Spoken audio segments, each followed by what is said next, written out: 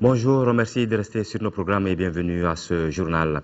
Le délégué général aux élections, le général Siaka Sangaré, a présenté hier aux représentants des candidats à l'élection présidentielle le fichier électoral biométrique. On prépare à cette rencontre les établissements impliqués dans l'élaboration d'un site prévu pour consulter le dit fichier. Compte rendu de Mohamed Doumbia. Présenter le fichier électoral biométrique aux candidats pour l'élection présidentielle 2013 ou à leurs représentants, présenter la carte électorale 2013, chiffre à l'appui et enfin démontrer comment consulter sur Internet la liste électorale. C'est en substance le but de cette réunion organisée par la délégation générale aux élections. Pour permettre aux citoyens de pouvoir connaître leurs lieux et leurs bureaux de vote qui manquent sur les cartes NINA, nous avons mis en place un certain nombre de dispositifs, notamment l'affichage des listes électorales définitives, comme c'est indiqué dans la loi, qui doit intervenir avant, au plus tard le 21 juillet, mais également la mise sur Internet du fichier électoral. Et cela va permettre sans nul doute à ceux qui savent utiliser cet outil de pouvoir connaître leur lieu et leur bureau de vote. En plus de cela, nous avons innové cette année en mettant en place le dispositif de consultation par SMS.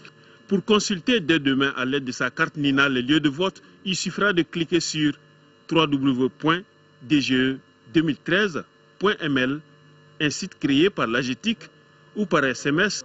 Il s'agit d'envoyer un SMS dont la syntaxe c'est ELE, E-L-E, espace. Que ce soit en minuscule ou en majuscule, ça importe peu. Donc ELE, E-L-E, espace, le numéro NINA, espace, le nom, c'est-à-dire le nom de famille. Diarra Traoré Koulibaly. Okay? Donc vous envoyez ce message, ce SMS, à un numéro, c'est-à-dire court orange, qui est le 36, le 777. Donc une fois le message envoyé, vous avez la réponse. Et cette réponse précise votre numéro NINA, votre identité, c'est-à-dire votre nom, votre prénom, votre date et lieu de naissance, ainsi que le lieu de vote et le bureau de vote. Il y a aussi pour l'étranger surtout un numéro long de l'opérateur Orange Mali qui est le 77, les 06, 06, 06. Donc ça c'est pour les électeurs de l'étranger. Aussi pour Malitel, on a le numéro court de Malitel qui est le 36 666. On attend aussi un numéro long de Malitel pour l'étranger. À titre de rappel, pour l'élaboration des listes électorales, 32 partis politiques ont participé à la tâche et les 6 877 449 électeurs sont répartis entre 20 023 bureaux de vote contenus dans 13 075 lieux de vote. Baccalauréat malien, session de juin 2013, les résultats sont connus depuis jeudi.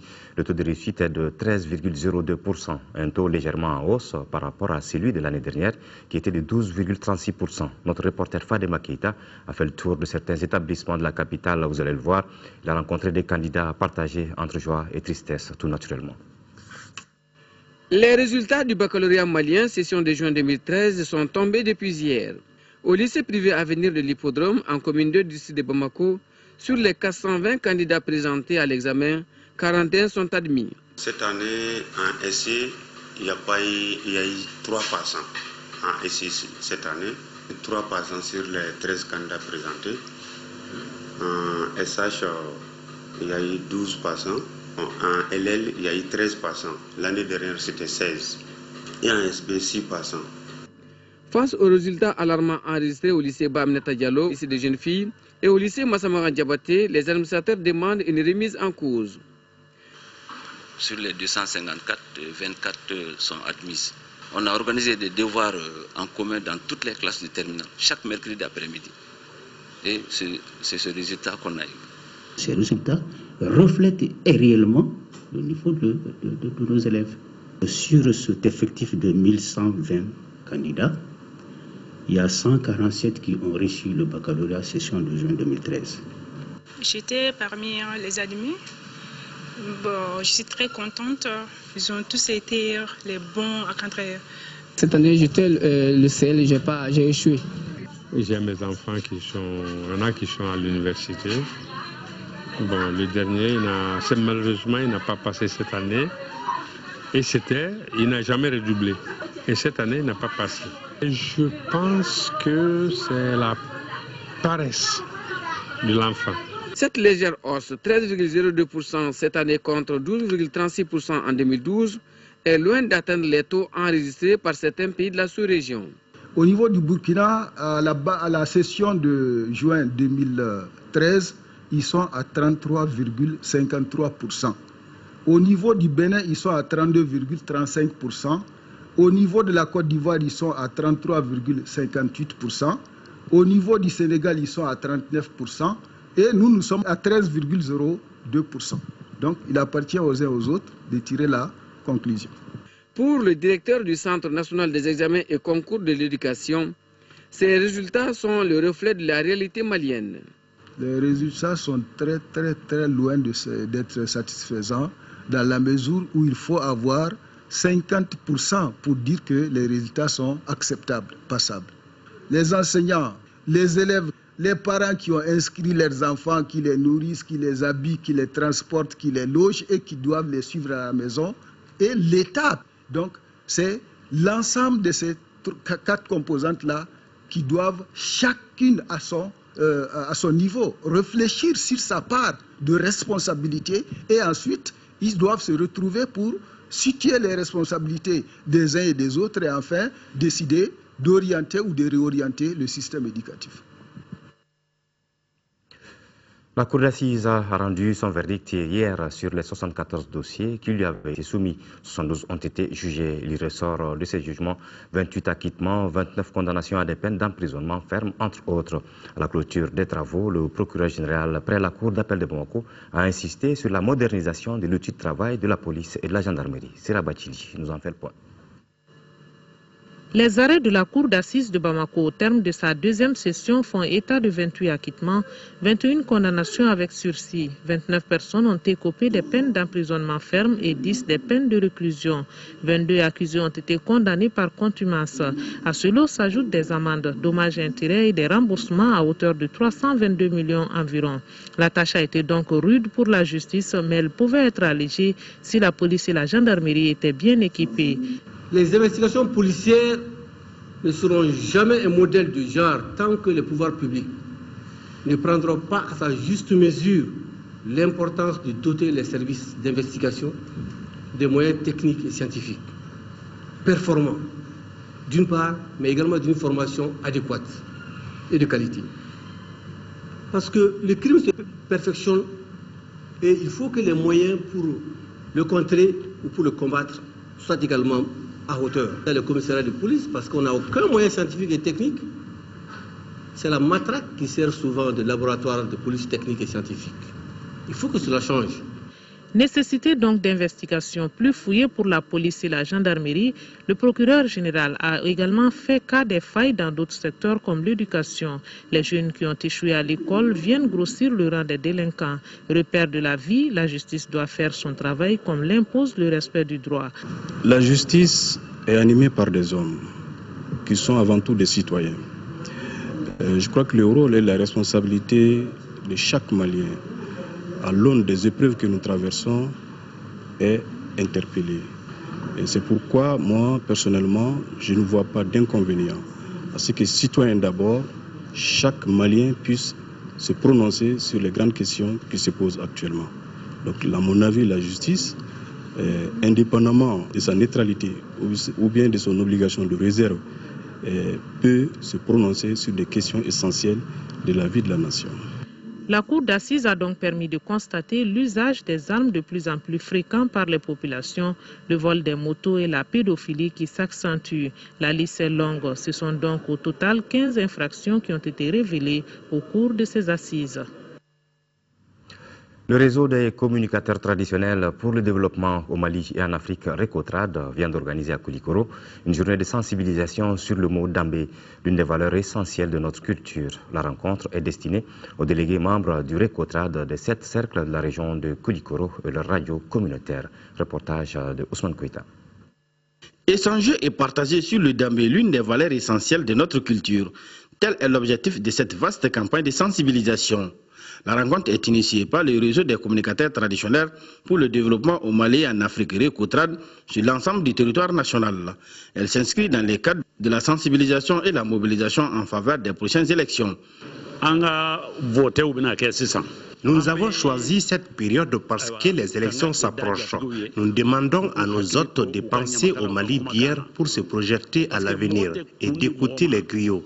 Pour ce vote, il faut que les Maliens choisissent leurs candidats sans problème. Il faut qu'on arrive à sauvegarder notre intégrité dans la quiétude. Le gouvernement nous a choisis, nous membres du RECOTRAD, pour inviter nos parents, les fils du Mali, afin de réussir cette édition de juillet 2013 dans la paix et la quiétude. Les délégués venus des 7 sectes de Kouloukouro, membres du RECOTRAD, et les représentants des radios privées de ces localités ont été mieux édifiés sur tous les aspects du Dambé. Pour les autorités de la région, l'initiative est salutaire. Nous sommes à quelques jours des élections présidentielles, mais on va arriver également aux élections législatives après. Il est bon que l'on développe ce genre de thème. C'est un travail de longue haleine pour que de plus en plus on tente vers la moralisation des campagnes, vers la moralisation des élections. En ouvrant les travaux de la rencontre, le représentant du gouverneur a appelé les participants à être attentifs et très curieux afin de mieux servir le REDE à leur base.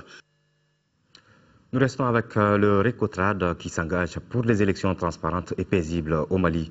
Une mission de cette structure vient en effet de séjourner à Tombouctou où elle a rencontré les autorités pour véhiculer les messages de paix afin que les résultats du scrutin soient acceptés par tous. Pour plus d'informations, écoutons Sekou Tunkara au micro de Adama Djimde. Le RECOTRAD, le réseau des communicateurs traditionnels pour le développement, en collaboration directe avec les autorités, pour la réussite de la mission noble qui nous attend, qui est les élections présidentielles 2013.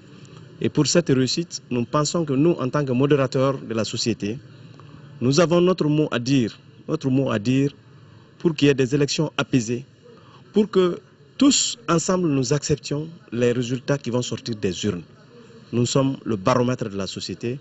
Nous venons dire à nos Djatigui que nous sommes là pour le Mali, uniquement pour le Mali, et que nous nous mettions tous ensemble pour sauver ce Mali qui nous appartient à tous.